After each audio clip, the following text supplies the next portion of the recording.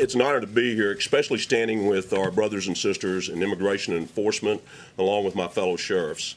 And let me just be clear about this, is that the narrative of trying to go after ICE and immigrations is very much like the narrative that was used against our Vietnam returning soldiers. They're eviscerating honorable people doing noble things, standing on the wall between good and evil for you and me.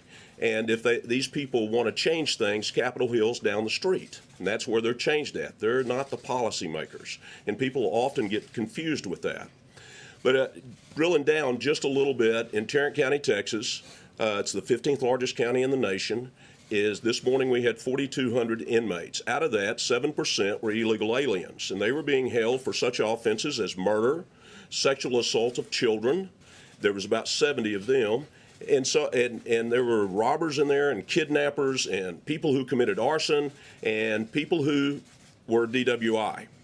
And out of that, you think about that, if we return them with this radical ruling out of California where you have a federal judge making law for the nation or attempting to, it will put our communities in jeopardy. Of those people that we have in custody, we know for a fact that 72% of them are repeat offenders. So if we have to turn them loose or they get released, they're coming back to your neighborhood and my neighborhood.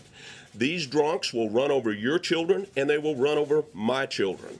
And if that happens, I know that you will want, and certainly I would want for you, the full force of the law.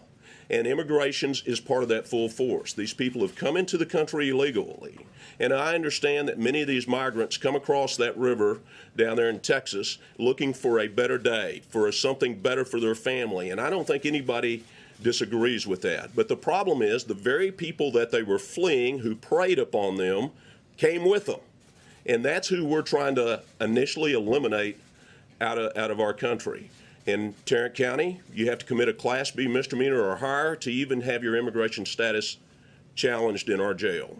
But it's in our jail that happens at. They've already committed another offense to get there.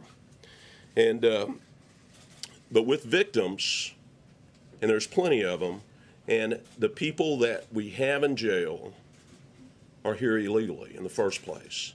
Then they commit an offense against one of our citizens, and often some people from their own community. For instance, aggravated sexual assault on children are not children who are legally here. They're their children that are here illegally. And fortunately, those people are crying out, and we're taking care of them and treating them as victims. We work with ICE on those things, and they're not deported. We don't even ask them their immigration status. We make sure that we can prosecute these people to the full extent of the law. And once again, that full extent includes their immigration status.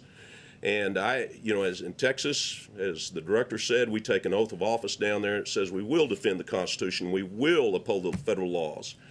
And anything less than that, such as the Attorney General of New Jersey, I think he forsakes his oath. Thank you.